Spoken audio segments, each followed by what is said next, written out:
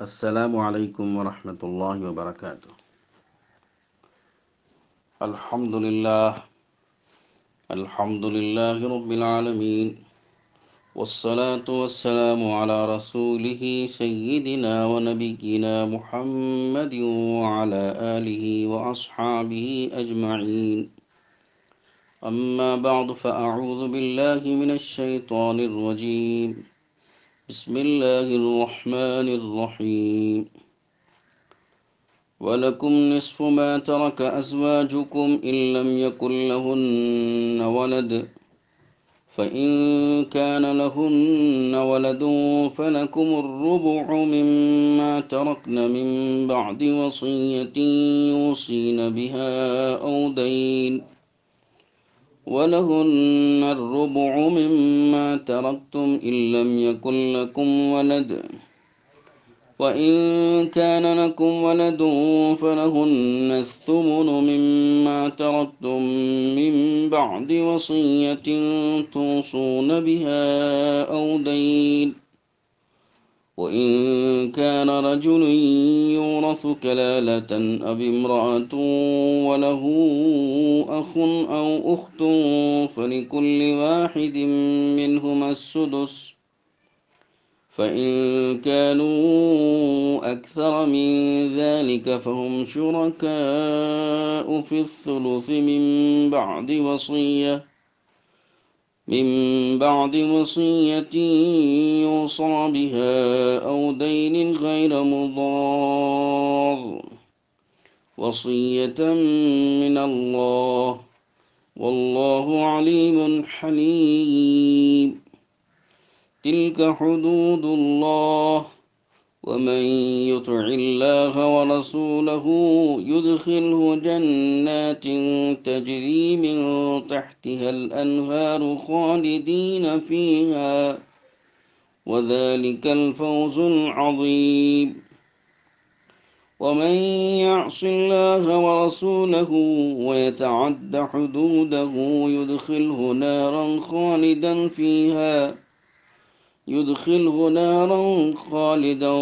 فِيهَا وَلَهُ عَذَابٌ مُّهِينٌ۔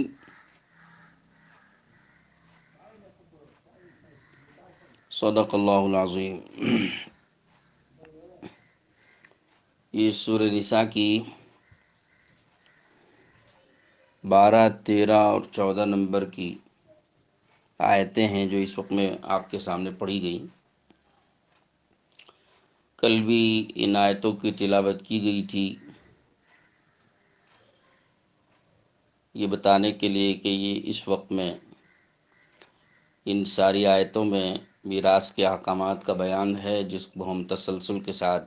پیش کریں گے۔ تو کل اس کا سلسلہ ایک درجے کا پورا ہوا، اور آج اس کے دوسرے درجے کا سلسلہ پورا کیا جائے گا انشاءاللہ، اور جو چیزیں اس میں باقی ہوں گی اس کو اگلی مجلس میں پوری کی جائیں گی۔ تو ان آیتوں میں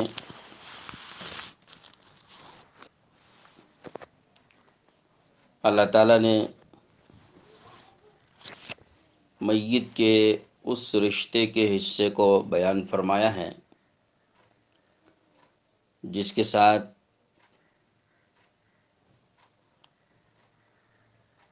ازدواجی تعلق ہوتا ہے، نسب کا تعلق نہیں ہے۔ پچھلی آیت میں جن رشتوں کا بیان ہوا یہ وہ رشتے تھے جن کے ساتھ نسب کا تعلق تھا، یعنی اولاد اور ماں باپ۔ میت کے ساتھ ان کا نسب کا تعلق ہوتا ہے، اور آج جس رشتے کا بیان ہے یہ ازدواجی رشتہ ہے، یعنی میاں اور بیوی۔ اس آیت کے ابتدا میں میاں اور بیوی کے حصے کا بیان ہے، اور اگلے آیت کے اگلے حصے میں کلالہ کا بیان آ رہا ہے، تو فرمایا اللہ تعالیٰ نے وَلَكُمْ نِصْفُ مَا تَرَكَ أَزْوَاجُكُمْ، تم مردوں کو یعنی شوہروں کے حصے سے بیان شروع کیا، تم مردوں کو تمہاری بیویوں کے چھوڑے ہوئے مال میں کا آدھا حصہ ملے گا۔ وَلَكُمْ نِصْفُ مَا تَرَكَ أَزْوَاجُكُمْ، کہ تمہاری بیویوں نے جن کا انتقال ہو گیا ان کے چھوڑے ہوئے متروکہ مال میں سے تمہیں آدھا مال ملے گا، ان لم یکن لہن ولد، اگر ان بیویوں کی کوئی اولاد نہ ہو۔ فَإِن كَانَ لَهُنَّ وَلَدٌ، اور اگر ان بیویوں کی کوئی اولاد ہو تو فَلَكُمُ الرُّبُعُ مِمَّا تَرَكْنَا، تو تم کو چوتھائی ملے گا اس مال میں سے جو تمہاری بیویوں نے چھوڑا ہے۔ یہ ہوا آیت پاک کا ترجمہ۔ اس کا معنی واضح ہے کہ اس میں شوہروں کا حصہ بتایا گیا ہے، ان کی بیویوں کے، مرحومہ بیویوں کے متروکہ مال میں سے کسی شخص کی بیوی کا انتقال ہو جائے تو وہ بیوی جو مال چھوڑ کر جائے گی تو اس مال میں سے شوہر کو کتنا ملے گا۔ تو قرآن پاک کی اس آیت نے دو صورتیں بتائی ہیں۔ ایک صورت یہ ہے کہ اس بیوی کی کوئی اولاد ہو، دوسری صورت یہ کہ اس بیوی کی کوئی اولاد نہ ہو۔ یہاں الفاظ پر دھیان دیں، بیوی کی اولاد کا ذکر ہوا ہے، دو صورتیں بیوی کی اولاد کی ہیں، شوہر کی اولاد کا ذکر اس میں نہیں ہے، بیوی کی اولاد۔ اب بیوی کی اولاد کہنے سے یہ ثابت ہو جاتا ہے کہ وہ بیوی سے پیدا ہوئی اولاد، چاہے وہ اس شوہر کی ذریعے سے پیدا ہوئی ہو یا کسی اور شوہر کے ذریعے سے، پہلے سے کسی اس کے شوہر تھے اور اس شوہر کا انتقال ہو گیا یا انہوں نے طلاق دے دی یا ان سے خلا لے لی گئی تو وہ پہلے والے شوہر سے اولاد، لیکن شرط یہ کہ اس بیوی کی اولاد اس ماں سے پیدا ہوئی ہو، چاہے وہ اس شوہر کے ذریعے پیدا ہوئی ہو یا کسی اور شوہر کے ذریعے سے پیدا ہوئی ہو، تو اس سے کوئی مطلب نہیں، دونوں صورتیں شامل ہیں۔ بہرحال اس بیوی اور اس ماں کی اولاد، تو اگر اس ماں نے اپنی اولاد چھوڑی ہے تو یہ حکم ایک صورت ہے، اور اس نے اپنی اولاد نہیں چھوڑی ہے تو دوسرا حکم، دوسری صورت ہے۔ تو فرمایا کہ پہلے علم یکن لہن ولد، فرمایا کہ اگر اس بیوی کی کوئی اولاد نہ ہو تو شوہر کو آدھا مال بیوی کی میراث میں سے ملے گا۔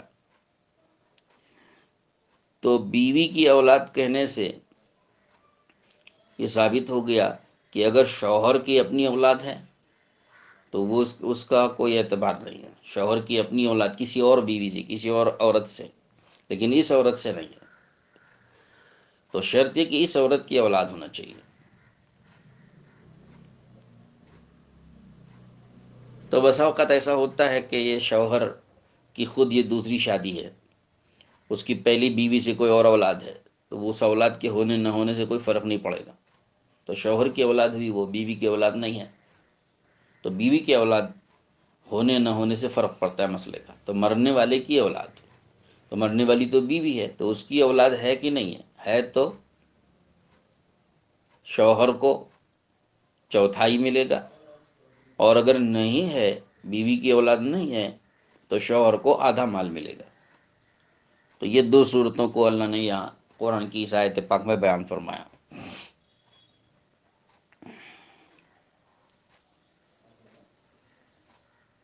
اور فرمایا کہ من بعد وصیۃ یوصین بہا او دین، کہ یہ جو وراثت مل رہی ہے شوہر کو بیوی کے مال میں سے آدھی یا چوتھائی، جس کا بیان وَلَكُمُ الرُّبُعُ فَلَكُمُ الرُّبُعُ مِمَّا تَرَكْنَا میں کیا گیا کہ تمہیں چوتھائی ملے گا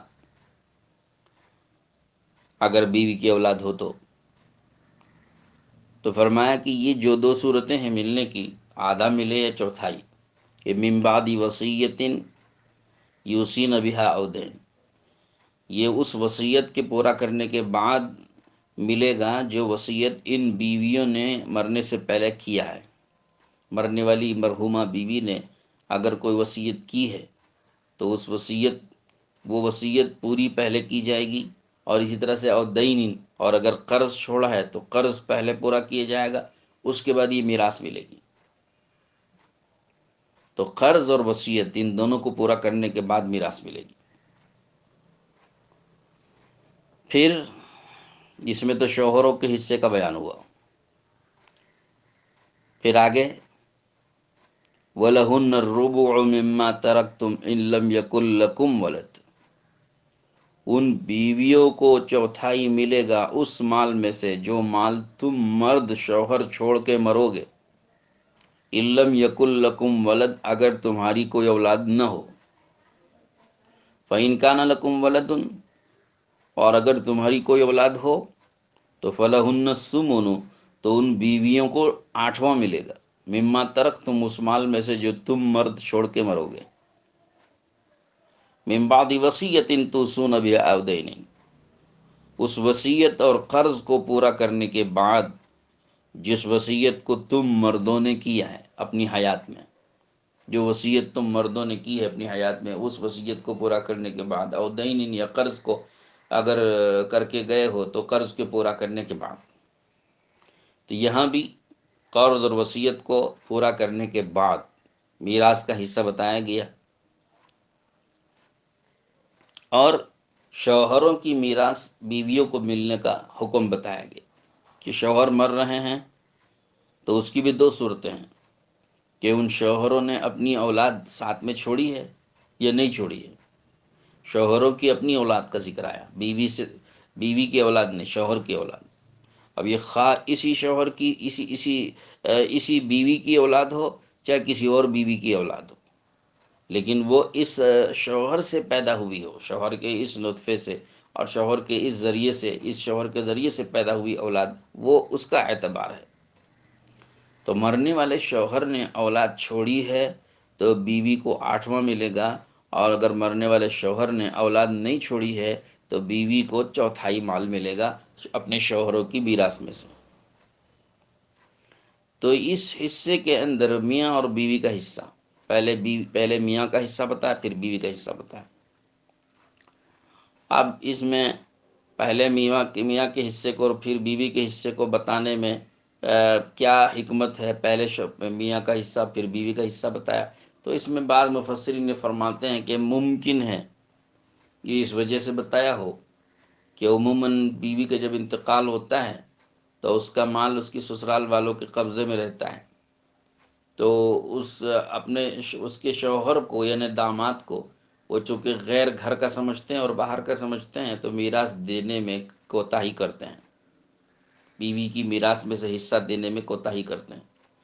اس لیے اس کی اہمیت بتانے کے لیے اللہ نے پہلے اس کا ذکر کیا، اور اس کے بعد بیوی کا حصہ، شوہر مرتے ہیں تو بیوی کا حصہ، تو شوہر اگر مرتا ہے تو بیوی بیوہ ہو جاتی ہے، تو بیوہ کا حصہ دینے میں عام طور پر غفلت کم ہوتی ہے، ہمدردی زیادہ یہاں پر پائی جاتی ہے، اپیل زیادہ ہو جاتی ہے، ہمدردی زیادہ کھڑی ہو جاتی ہے، تعاون ادھر سے زور دباؤ زیادہ پڑتا ہے۔ تو یہاں بیوہ کو اس کا حصہ دینے میں اتنی زیادہ کوتاہی نہیں ہوتی جتنی زیادہ کوتاہی کے داماد کو یعنی بیوی کے انتقال ہونے پر شوہر کو اس کے وراثت کا حصہ دینے میں کوتاہی زیادہ پائی جاتی، اس لیے اس کو مقدم کیا اور اس کو مؤخر کیا، یہ بعض مفسرین کا کہنا ہے۔ لیکن معاشرے میں دونوں طرف سے غفلتیں پائی جاتی ہیں، کہیں ادھر زیادہ ہے، کہیں ادھر زیادہ ہے، معاشرے میں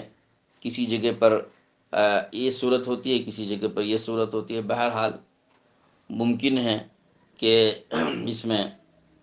غلبہ پہلی والی صورت کا ہوتا ہو، اس لیے اس کو مقدم کیا ہے۔ بہرحال کسی نہ کسی چیز کو مقدم تو کرنا ہی ہے۔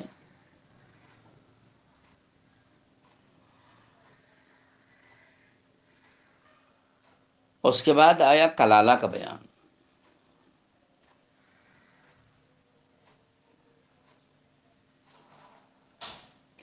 یہاں ایک بات اور کلالہ کے بیان سے پہلے ایک بات یاد آئی، بیویاں کبھی ایک سے زیادہ بھی ہوتی ہیں، تو بیوی اگر ایک سے زیادہ ہو تو اس صورت میں کیا حکم ہے؟ شوہر کا انتقال ہو رہا ہے تو بیویاں ایک سے زیادہ ہیں، تو اس صورت میں حکم، اور اس صورت میں کوئی میراث کا حصہ بڑھتا نہیں ہے، بلکہ حصہ جتنا بتایا گیا اتنا ہی رہے گا۔ البتہ بیویاں ایک سے زیادہ ہوں گی تو وہ بانٹ لیں گی، اس حصے کو آپس میں تقسیم کر لیں گی۔ جیسے شوہر مر رہا ہے اور اس کی اولاد بھی ہے، تو بیوی کا حصہ چونکہ 8واں ہو جاتا ہے، تو 8ویں حصے میں 2 بیویاں ہیں تو آدھا آدھا بانٹ لیں گی، 3 بیویاں ہیں تو 3 حصے کر کے بانٹ لیں گی، 4 بیویاں ہیں تو 4 حصے کر کے بانٹ لیں گے، لیکن سب کو ملا کر ملے گا 8واں ہی، اس سے زیادہ نہیں ملے گا۔ اور اگر اولاد نہیں ہے تو چوتھائی ملے گا، اور چوتھائی میں تقسیم کر لیں گی، اس سے زیادہ نہیں ملے گا۔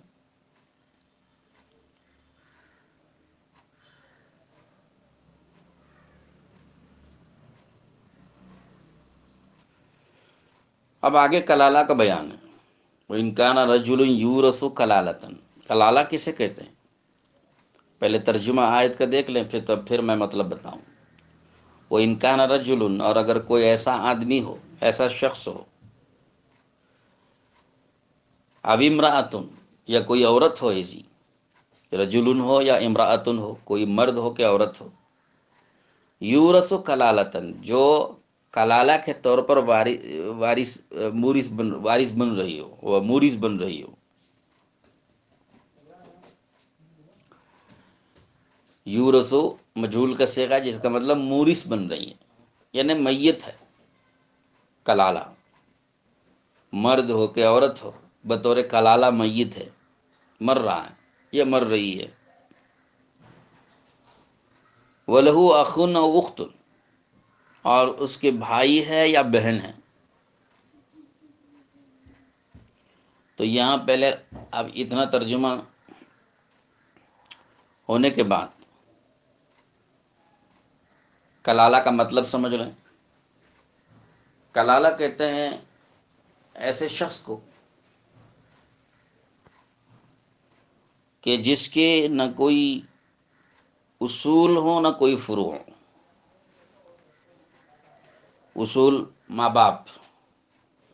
ایک شخص یا ایک عورت ہے انتقال کر رہی ہے، اور اس کے پیچھے پسماندگان میں، وارثین میں کوئی نہیں ہے، نہ ماں باپ میں سے کوئی ہے، نہ ماں باپ ہیں، نہ نانا نانی ہیں، نہ دادا دادی ہیں، اصول جس کو اصول کہتے ہیں، اصل ان اوپر والوں میں سے کوئی نہیں ہے،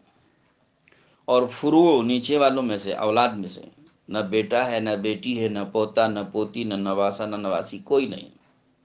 یعنی نیچے اولاد میں سے بھی کوئی نہیں ہے، اوپر ماں باپ میں سے بھی کوئی نہیں ہے۔ اس کو کہتے ہیں کلالہ، جس کے اصول و فروع کوئی نہ ہو۔ یہ مطلب جمہور کی تفسیر کے مطابق ہے،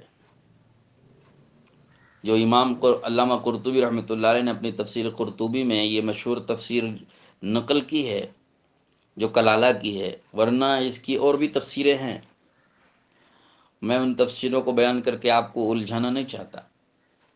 کیونکہ ان تفسیروں کو بھی سنیں گے تو ذہن الجھ جائے گا کہ کون سے کلالہ کی کون سی قسم کی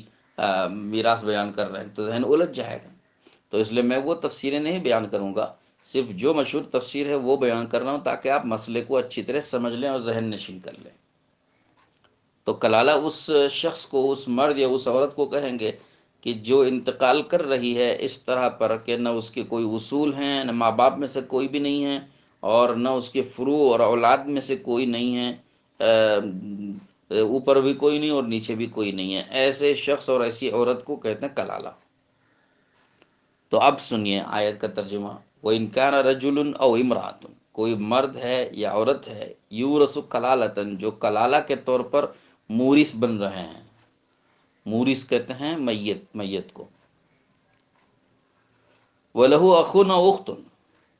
اس کی البتہ بہن یا بھائی موجود ہیں، اوپر نیچے کوئی نہیں، لیکن بہن یا بھائی موجود ہے۔ تو فَلِكُلِّ وَاحِدٍ مِّنْهُمَا السُّدُسُ، تو بہن اور بھائی جو بھی ہیں، بہن ہوں یا بھائی ہوں، ہر ایک کو سدس ملے گا۔ بہن ہو تو بہن کو سدس، بھائی ہو تو بھائی کو سدس۔ فَإِنْ كَانُوا أَكْثَرَ مِنْ ذَلِكَ، اگر ایک بہن ایک بھائی سے زیادہ ہیں، یعنی دو بہن ہیں یا دو بھائی ہیں، یا ایک بہن اور ایک بھائی ہے، بہرحال دو ہیں، دو یا دو سے زیادہ ہیں، تو فہم شرکاء فی الثلث، تو ثلث ملے گا، اور ثلث میں سب شریک ہو جائیں گے، برابر سرابر شریک ہو جائیں گے۔ یہ بات تھوڑا سا توجہ سے سن لیں کہ کلالہ کی صورت میں اس کے جو بہن اور بھائی ہوتے ہیں تو ان کو ایک ہو تو سدس ملے گا، اور ایک سے زیادہ ہوں تو ثلث ملے گا، ایک تہائی۔ سدس کا مطلب ہے چھٹا، 1/6، ایک ہو تو 1/6، چھٹا حصہ، اور دو یا دو سے زیادہ ہوں تو 1/3، ایک ثلث ملے گا، تہائی حصہ ملے گا۔ تو تہائی حصہ جو مل رہا ہے ایک سے زیادہ ہونے کی صورت میں، بہن اور بھائی الگ الگ ہوں یا صرف بہن یا صرف بھائی ہوں، ہر صورت میں ثلث، اور ثلث میں سب بے برابر شریک ہوں گے۔ یہاں جو ہے بہن اور بھائی دونوں کو یہاں برابر سرابر ملتا ہے، بہن کو بھی اتنا ہی ملے گا جتنا بھائی کو ملے گا، بھائی کو 2 گنا اور بہن کو 1 گنا ایسا نہیں ملے گا۔ یہ یہاں صرف یہ ایک ہی جگہ، ایک پورے میراث کے احکام میں یہی ایک ایسی صورت ہے کہ جس صورت میں بہن اور بھائی یکساں حصہ پاتے ہیں، ورنہ اور کسی جگہ پر بہن بھائی کو یکساں حصہ ملنے کی صورت نہیں ہے۔ بہن کو 2 بہنوں کے برابر بھائی کو ملتا ہے ہمیشہ، لیکن یہ ایک صورت ایسی ہے کہ جس صورت میں بہن اور بھائی یکساں حصہ پاتے ہیں۔ لیکن یہ بہن بھائی کون سے ہیں یہ بھی یاد رکھیں، دھیان دیں، یہ بہن بھائی اخیافی ہیں، ماں شریک بہن بھائی ہیں۔ اور کلالہ، رجل کلالہ یا امرات کلالہ کی اخیافی بھائی اور اخیافی بہن ہو تو یہ حکم ہے۔ اخیافی کا مطلب ماں شریک، یعنی ماں میں دونوں شریک ہیں۔ مرنے والے شخص یا مرنے والی عورت کلالہ، اس کی ماں اور اس بھائی بہن کی ماں ایک ہے، باپ الگ الگ ہیں۔ یہ اس صورت کا بیان ہے، اس کو اخیافی کہتے ہیں۔ تو ایسے ماں شریک بھائی بہنوں کو ایک ہو تو سدس، 1/6، چھٹا حصہ، اور 2 یا 2 سے زیادہ ہوں تو ایک ثلث، 1/3، تہائی حصہ ملے گا۔ یہ ایک ہی صورت ہے۔ اب اس کے دوسری قسم کے بہن بھائی بھی تو ہوتے ہیں، ان کا کیا ہوگا اگر وہ ہوں تو؟ یعنی دوسرے کا مطلب 2 قسم اور ہے بہن بھائیوں کی، جن کو علاتی کہتے ہیں یا حقیقی کہتے ہیں۔ علاتی بھائی بہن وہ بھائی بہن کہلاتے ہیں جو باپ شریک ہوں، مرنے والے کے باپ اور اس بھائی بہن کی باپ کے باپ ایک ہوں، ماں الگ الگ، ان کو علاتی بہن بھائی کہتے ہیں۔ اور ایک تیسری قسم ہے حقیقی بھائی بہن، کہ مرنے والے کی ماں اور باپ دونوں وہی ہیں جو اس بھائی بہن کے ماں باپ ہیں، یعنی ماں اور باپ دونوں میں شریک ہیں۔ مرنے والے کی بھی ماں باپ وہی ہیں جو اس زندہ وارث بھائی بہن کے ماں باپ ہیں، دونوں کے ماں باپ ایک ہیں، تو اس کو حقیقی کہتے ہیں۔ یہ جو بقیہ 2 قسمیں ہیں، علاتی بھائی بہن اور حقیقی بھائی بہن، ان کی وراثت کا بیان سورہ نساء کے آخری میں آ رہا ہے، اور وہاں بھی کلالہ کا ذکر ہوا ہے، تو کلالہ کے ساتھ وہاں بھی بھائی بہن کا ذکر ہوا ہے، اور ان کی میراث کو الگ طریقے سے بیان کیا گیا، اس طریقے سے نہیں۔ تو اس لیے یہاں پر لازمی طور پر یہی تفسیر کرنا پڑے گا کہ یہاں اخن ولہ اخن او اختن، بھائی بہن سے یہاں مراد اخیافی بھائی بہن ہے۔ اور یہ تفسیر میں اپنی طرف سے نہیں کر رہا ہوں، یہ تفسیر، اس تفسیر پر اجماع ہے، یعنی بالاجماع یہاں پر اخیافی بھائی بہن مراد ہے۔ اور ایک اور قرات ہے سعد ابن ابی وقاص رضی اللہ تعالیٰ عنہ سے مروی ہے، اس کے اندر ایک روایت ہے، اس روایت میں وَلَهُ أَخٌ أَوْ أُخْتٌ کے بعد من امہ بھی موجود ہے، یا من الام موجود ہے، من الام کے بیان سے خود واضح ہو گیا کہ یہ اخیافی بھائی بہن ہیں۔ اب یہ ایک قرت جو سعد بن ابی وقاص رضی اللہ عنہ سے آئی ہوئی ہے، یہ قرت اگرچہ متواترہ نہیں ہے، لیکن اجماع منعقد ہونے کی بنا پر یہاں پر یہی مطلب لیا جا رہا ہے۔ یہ روایت تو بطور تائید کے ہیں۔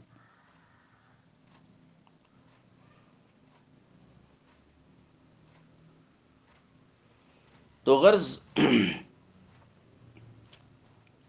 اخیافی بھائی بہن، ماں شریک بھائی بہن ہوں تو ایک کو 1/6 چھٹا حصہ، اور دو یا دو سے زیادہ ہوں تو ایک ثلث تہائی حصہ ملے گا۔ من بعد وصیت یوصی بها او دین، یہاں بھی حکم وہی ہے کہ اس وصیت کو پورا کرنے کے بعد جو کہ وصیت کی گئی ہے، یا قرض اگر ہے تو قرض کی ادائیگی کے بعد ہے۔ غیر مضار، ایک لفظ یہاں پر آیا ہے غیر مضار۔ غیر مضار کا مطلب ہے کہ ضرر اور تکلیف اور نقصان پہنچائے بغیر، یعنی یہ وصیت کی متعلق ہے، یہ غیر مضار کا لفظ وصیت کے متعلق۔ من بعد وصیت یوصی بها او دین غیر مضار، یہ اس سے اس کا تعلق ہے، وصیت سے، کہ وصیت پورا کریں گے اور قرض پورا کریں گے، مگر شرط یہ ہے کہ اس میں ضرر اور نقصان پہنچانے کی نیت نہ ہو۔ میں اس کی تفصیل بعد میں کروں گا، اس کی تفصیل میں اب جاؤں گا تو اصل بات رہ جائے گی، اس لیے میں اس کی تفصیل بعد میں کروں، تو تھوڑا سا آپ کو انتظار کرنا ہوگا۔ وصیۃ من اللہ، یہ اللہ کی طرف سے وصیت اور حکم ہے۔ واللہ علیم حلیم، اللہ تعالیٰ علم والے بھی ہیں اور حلم والے بھی ہیں۔ علم والے ہیں، کس کو کتنا دینا ہے ان کو اچھی طرح معلوم ہے، اور حلم والے ہیں، یعنی اگر جو ہم نے حکم دیا ہے اس حکم کے مطابق اگر کوئی نہیں کرے گا عمل تو اس کو فوراً سزا دنیا میں نہیں مل رہی ہے اور مواخذہ دنیا میں نہیں ہو رہا ہے۔ تو یہ نہیں سمجھنا چاہیے کہ اللہ رب العزت ہماری پکڑ نہیں کریں گے، بلکہ اللہ پاک پکڑیں گے، اس کا وقت ہے، اور اس وقت تک اللہ برداشت کریں گے۔ حلم والے ہیں اللہ تعالیٰ، صبر کرتے ہیں، حلم والے ہیں اور برداشت کرتے ہیں، موقع اور مہلت دیتے ہیں کہ ہو سکتا ہے کہ توبہ کر لے اور آئندہ سمجھ میں آنے پر اور معلوم ہونے پر وراثت میں حصہ برابر تقسیم کر کے شریعت کے مطابق دے دے، تو اس وقت تک اس کو موقع دیتے ہیں، بلکہ پوری دنیا کی زندگی ختم ہونے تک بھی موقع دے دیتے ہیں، اور جب اس کی زندگی ختم ہو جاتی ہے تو قیامت میں اس کی پوچھ ہوگی۔ لیکن یہ جو دنیا میں فوراً اللہ نے پکڑ نہیں کی ہے تو اس وجہ سے کہ اللہ حلم والے ہیں، برداشت کرتے رہتے ہیں۔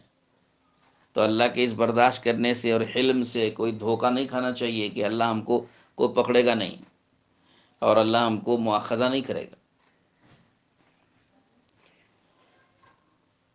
تلک حدود اللہ، اور یہ اللہ کی مقرر کردہ حدود ہیں، جو حصے مقرر کر کے سب کو جو دے دیے ہیں، یہ سب اللہ کی مقررہ حدود ہیں۔ ان حدود پر قائم رہنا چاہیے، حدود کے اندر رہنا چاہیے، حدود پار نہیں کرنا چاہیے۔ وَمَن يُطِعِ اللَّهَ وَرَسُولَهُ، جو اللہ رسول کی اطاعت کرے گا، يُدْخِلْهُ جَنَّاتٍ تَجْرِي مِن تَحْتِهَا الْأَنْهَارُ، تو اللہ تعالیٰ اس کو داخل کریں گے ایسی جنتوں میں جس کے نیچے سے نہریں بہتی ہیں، خالدین فیہا، اس میں وہ ہمیشہ رہیں گے۔ وَذَلِكَ الْفَوْزُ الْعَظِيمُ، اور یہ بڑی کامیابی ہے۔ وَمَن يَعْصِ اللَّهَ وَرَسُولَهُ، اور جو اللہ رسول کی نافرمانی کرے گا، وَيَتَعَدَّ حُدُودَهُ، اور ان کے مقرر کردہ حدود کو پار کرے گا، يُدْخِلْهُ نَارًا خَالِدًا فِيهَا، تو اس کو ایسی جہنم میں داخل کریں گے جس میں وہ ہمیشہ رہے گا۔ وَلَهُ عَذَابٌ مُهِينٌ، اور وہاں اس کو ذلت آمیز عذاب ہوگا، اہانت آمیز عذاب ہوگا، توہین ہوگی، ایسا عذاب ہوگا۔ تو یہ ہے حلم کا تقاضا کہ اللہ حلم والے ہیں، اس لیے صرف یہ وعید بتا دی کہ دنیا کی حد تک تو برداشت کریں گے، مگر آخرت میں، کہ آخرت میں جزا سزا ملے گی۔ تو یہ دنیا کی حد تک جو اس کو مہلت دی جا رہی ہے، یہ حلم کی وجہ سے۔ اب آئیں چند باتوں کو سمجھنے کے لیے۔ پہلی بات تو یہ کہ یہاں پر وصیت کا بیان ہوا 3 جگہوں پر۔ اوپر دیکھیے آپ، اوپر بھی آیا من بعد وصیت یوصی بہا او دین، پھر آیا من بعد وصیت یوصین بہا او دین، اور پھر آیا من بعد وصیت یوصی بہا او دین۔ 3 جگہ اس کا ذکر آیا ہے، وصیت اور دین، اور تینوں جگہ آپ دیکھ رہے ہیں پہلے وصیت ہے پھر دین ہے۔ پہلے وصیت کا ذکر آیا پھر دین کا ذکر آیا، وصیت اور قرض، پہلے وصیت بعد میں قرض، اس طرح ذکر قرآن میں آیا ہوا ہے۔ اس کے متعلق یہ ایک وضاحت آپ کو کرنی ہے کہ حکم شرعی یہ ہے میت کے مال میں سے پہلے قرض ادا کیا جائے گا، بعد میں وصیت پوری کی جائے گی، یہ حکم شرعی ہے۔ اب قرآن مجید میں اس طرح جو آیا ہوا ہے پہلے وصیت بعد میں قرض، تو اس سے یہ لازم نہیں آتا، اور اس میں کوئی یہ ضروری نہیں ہے۔ قرآن مجید میں ایسا ہوتا ہے کہ ایک چیز کا ذکر پہلے کرتے ہیں اور دوسری چیز کا ذکر بعد میں کرتے ہیں، لیکن حکم شرعی اس کے برخلاف ہوتا ہے، اہمیت اس کے برخلاف ہوتی ہے۔ اب اس کے برخلاف اہمیت ہونے کی اور حکم شرعی ہونے کے باوجود پہلے ذکر اس لیے کر دیتے ہیں کہ اس کا اہتمام کروانا ہوتا ہے، یا یوں کہ اس کے بارے میں اندیشہ ہوتا ہے کہ اس کے بارے میں کوتاہی زیادہ ہوتی ہے، اس لیے کبھی ایسی چیز کو پہلے ذکر کر دیتے ہیں۔ اور یہ مطلب میں اپنی طرف سے نہیں بول رہا ہوں، بلکہ صاحب روح المعانی علامہ آلوسی رحمۃ اللہ علیہ نے اپنی تفسیر روح المعانی میں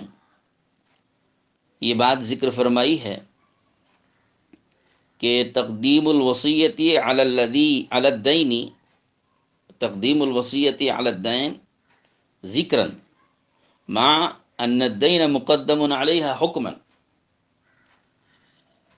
لإظہار کمال العنایت بتنفیذها لکونها مظلة للتفویت فی ادائها۔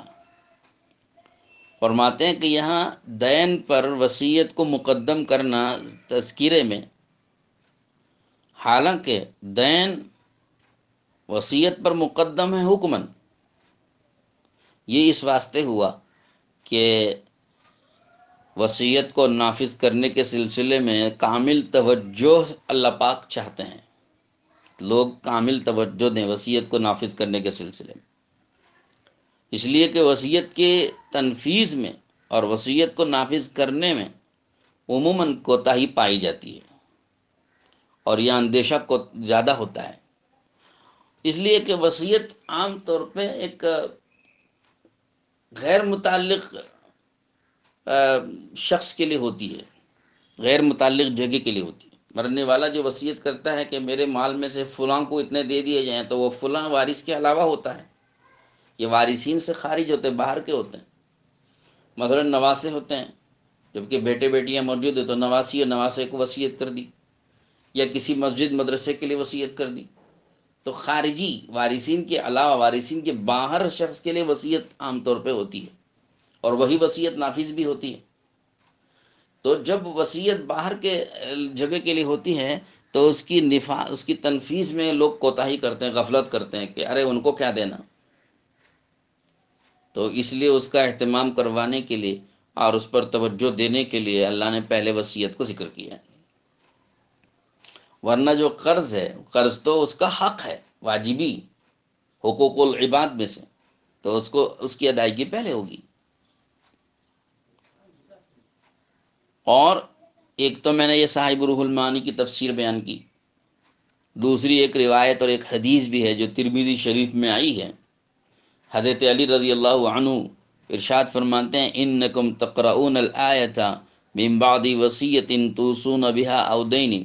وان رسول اللہ صلی اللہ علیہ وسلم قضا بالدین قبل الوصیۃ۔ حضرت علی فرماتے ہیں تم لوگ آیت پاک کو اس طرح پڑھتے ہو، من بعد وصیۃ توصون بها او دین، تم اس طرح پڑھتے ہو، اور اللہ کے رسول صلی اللہ علیہ وسلم نے اپنی حیات میں قرض کو وصیت سے پہلے پورا کیا ہے، یعنی حضور نے عملاً قرض پہلے ادا کیا، وصیت بعد میں پوری کروائی ہے، تو حضور کے اس عمل سے خود اس آیت پاک کی تفسیر ہو گئی۔ اور یاد رکھیے قرآن پاک کی تفسیر وہ ہے صحیح جو حضور اکرم صلی اللہ علیہ وسلم بیان کریں، تو حضور نے اپنے عمل سے بیان کر دیا کہ قرض کا درجہ پہلے ہے اور وصیت کا درجہ بعد میں ہے، تو قرآن کی آیت کی تفسیر ہو گئی حضور سے۔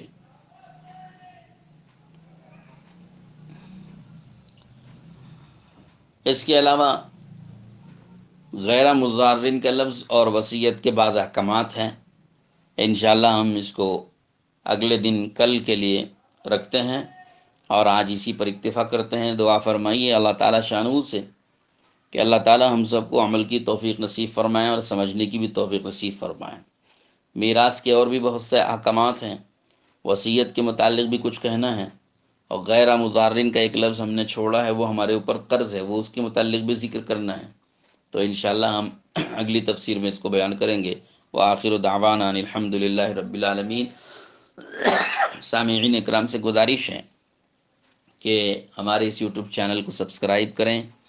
اور آگے دوسروں کو بھی ترغیب دیں کہ وہ بھی سبسکرائب کریں۔ ہمیں لائیو براہ راست نشر کرنے کے لیے 1000 سبسکرائبرز چاہیے، تو ہم امید رکھتے ہیں کہ ہمارے سامعین جہاں تک ہماری آواز پہنچ رہی ہے وہ اس سلسلے میں توجہ فرمائیں گے، اور اس کو زیادہ سے زیادہ لوگوں تک پہنچا کر ان کو بھی اس میں شامل کرنے کی کوشش فرمائیں گے۔ اور آج صبح دوپہر میں مسائل کی مجلس منعقد ہوئی تھی، جس میں ہم نے زکوٰۃ واجب ہونے کے اموال کے جن مالوں پر زکوٰۃ واجب ہوتی ہے اس کو تفصیل سے بیان کیا ہے۔